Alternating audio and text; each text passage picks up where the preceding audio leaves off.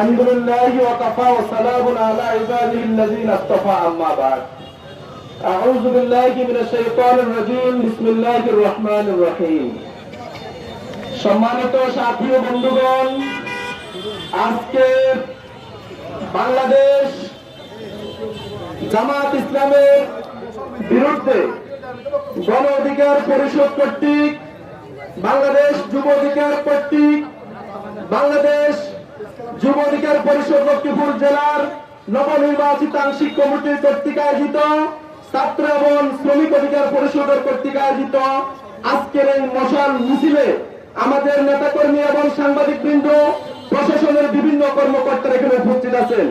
সবাইকে আমি শুরুতেই শুভেচ্ছা ও স্বাগতম জানাই।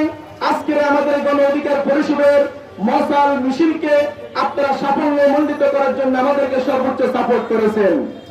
সম্মানিত সাথী বন্ধুগণ, আপনারা জানেন কুষ্টিয়ার কথিত প্রধানমন্ত্রী মুফতি আমির হামজা সাহেব আমাদের গণ অধিকার পরিষদ নিয়ে হতকারিতা এবং একটা উস্কানিমূলক বক্তব্য দিয়েছে।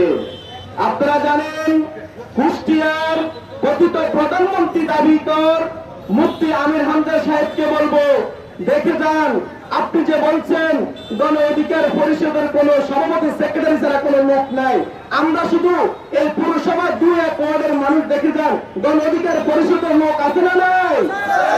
এই গণ অধিকার পরিষদের লোক আছে না নাই?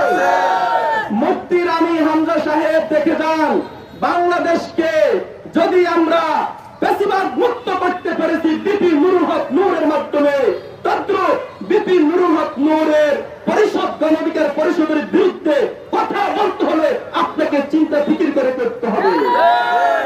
জামাত ইসলাম আমাদের শত্রু না, আমরা তাদেরকে বন্ধু মনে করব।